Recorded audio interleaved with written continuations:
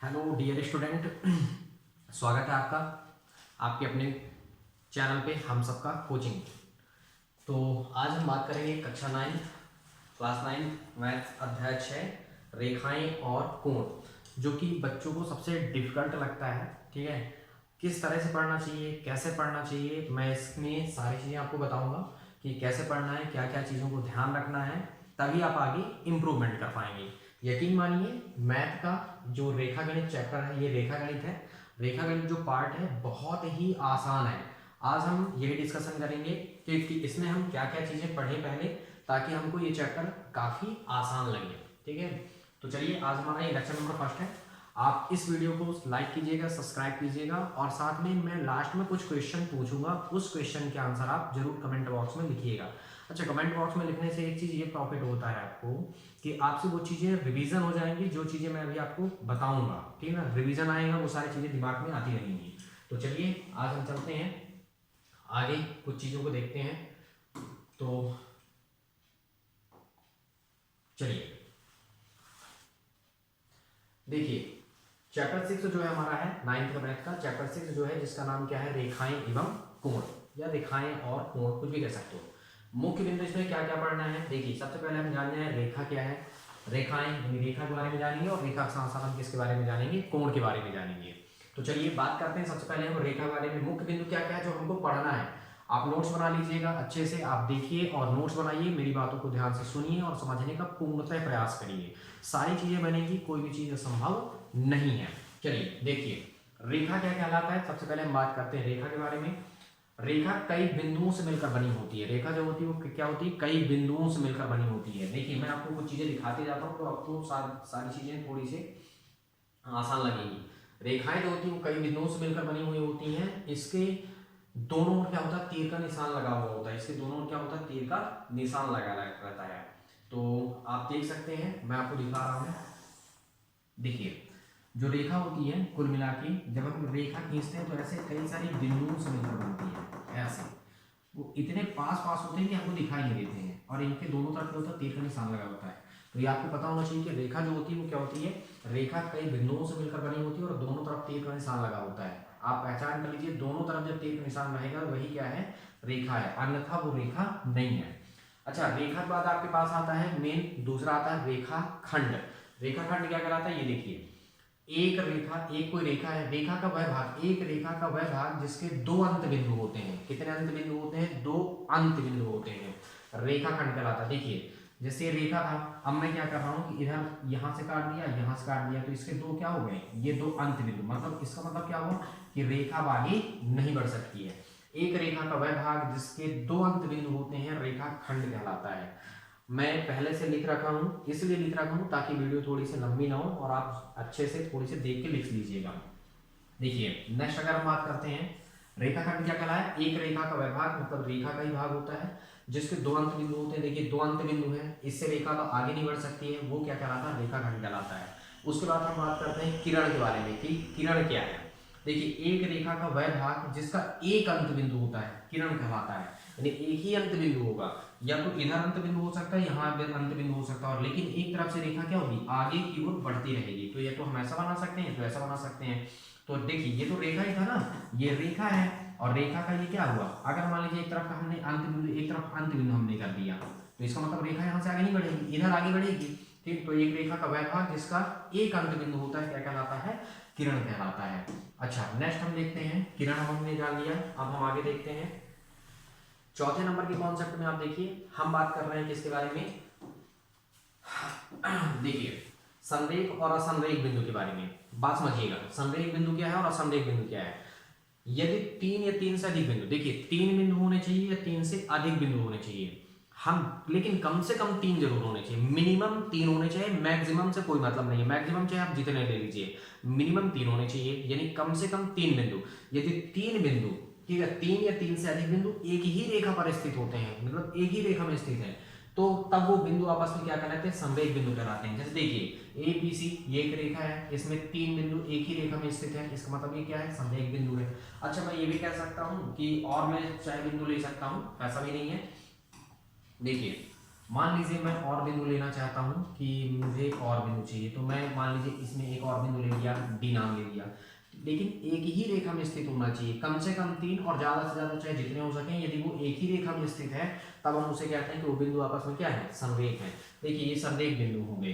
अच्छा नेक्स्ट अगर हम बात करते हैं असमरेख के बारे में बात करते हैं। देखिए जब क्या होता है, यदि मान लीजिए वो 3 बिंदु या 3 से अधिक बिंदु एक सरल रेखा पर स्थित नहीं है, एक रेखा पर स्थित नहीं है, तो इसका मतलब असमरेख है। देखिए केवल 2 ही है, एक यहाँ है, एक यहाँ है, क्या एक सीधी रेखा पर स्थित है? नहीं है, रेखा पे तो बिंदु है ही नहीं, इसका मतलब क्या है, वो असमरेख बिंदु है।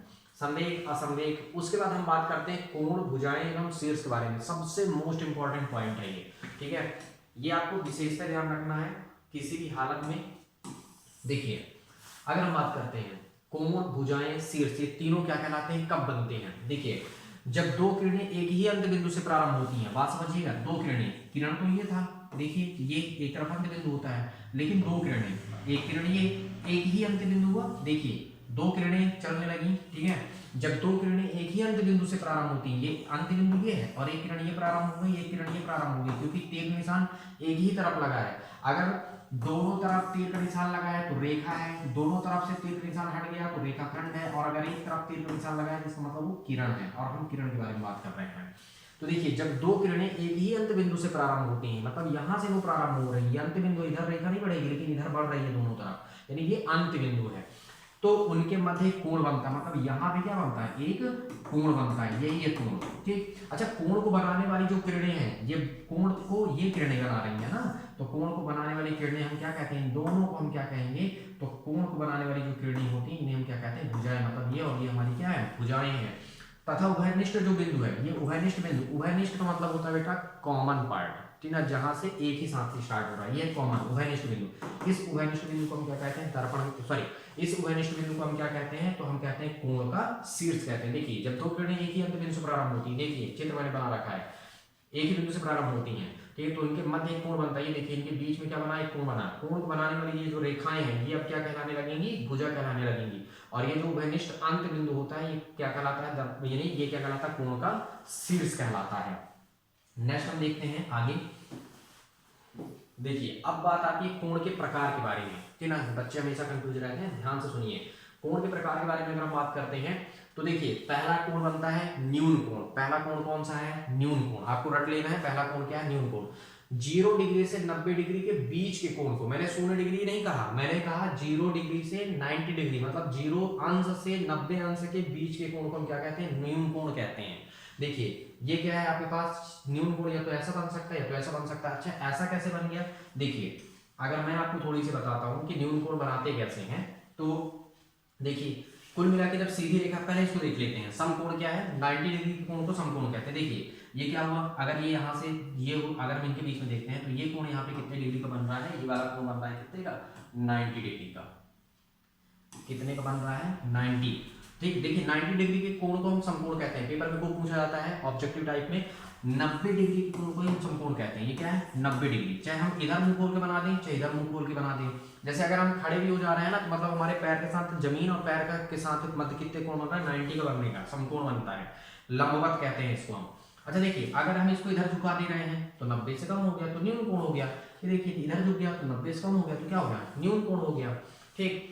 अब यानी आप रटेंगे, ठीक ना, क्या रटना है आपको कि 0 डिग्री से लेकर 0 डिग्री और 90 डिग्री के बीच के कोण को हम न्यून कोण कहते हैं, और 90 डिग्री के कोण को हम क्या कहते हैं, समकोण कहते हैं। अच्छा देखिए इसी चीज को अगर मैं देखिएगा, ठीक ना, समकोण को देखिए, समकोण अगर इधर झुक जा रहा है तो न्यून कोण, अगर समझो कोण इधर झुक जाए तो अधिक कोण बनता है। तो अगला कोण हमारा क्या है, अधिक कोण। देखिए अधिक कोण 90 डिग्री और 180 डिग्री के बीच के कोण को हम क्या कहते हैं, अधिक कोण कहते हैं। 90 डिग्री और 180 डिग्री के बीच के कोण को हम क्या कहते हैं, अधिक कोण कहते हैं। देखिए यहां तक अभी हमारा क्या था, 90 डिग्री था, इतने में हमारा कोण क्या था, 90 था, लेकिन हम इसको इधर झुका दिए तो ये पूरा टोटल कोण कितना बन गया, 90 से ज्यादा हो गया, तो इसको हम क्या कहते हैं, अधिक कोण। 90 और 180 के बीच कोण को हम क्या कहते हैं, अधिक कोण कहते हैं। 90 और 180 डिग्री के बीच के कोण को अधिक कोण कहते हैं, ये ध्यान होना चाहिए।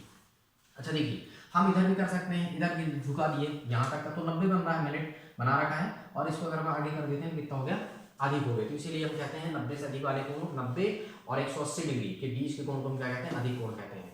उसके बाद देखिए ऋजु कोण। ऋजु कोण क्या कहलाता है, ये भी आपको पता होना चाहिए। 180 डिग्री के कोण को ही हम क्या कहते हैं, ऋजु कोण कहते हैं। जब एक ही रेखा पे, अच्छा वो 180 डिग्री बनेगा कहाँ पे, एक सीधी रेखा पे बनने वाला है। कहाँ बनेगा, एक सीधी रेखा पर। तो 180 डिग्री के कोण को हम क्या कहते हैं, ऋजु कोण के नाम से जानते हैं।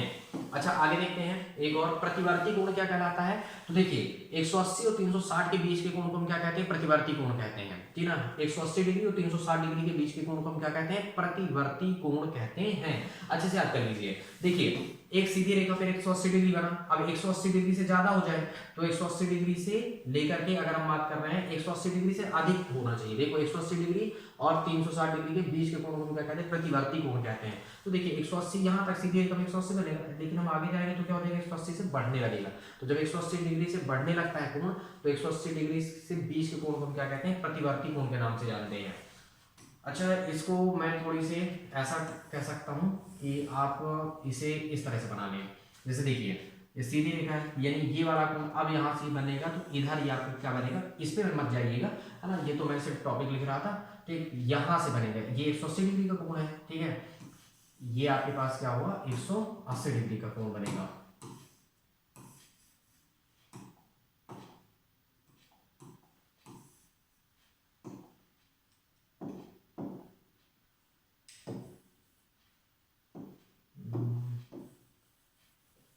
देखिए चलिए हो गया, इससे कोई दिक्कत नहीं है। ये यहाँ से मेन ये 180 डिग्री से लेके उठता है, 180 डिग्री से उठेगा यहाँ से, और ये 360, यानी देखिए यहाँ पे पूरा इधर 180 बना, 180 डिग्री हुआ, और यहाँ से जब 180 और 360 के बीच में मतलब एक पूरे रोटेशनल पे, जैसे ये आपके पास ये हुआ, ठीक है, वृत्त पर 360 डिग्री का ही कोण बनता है।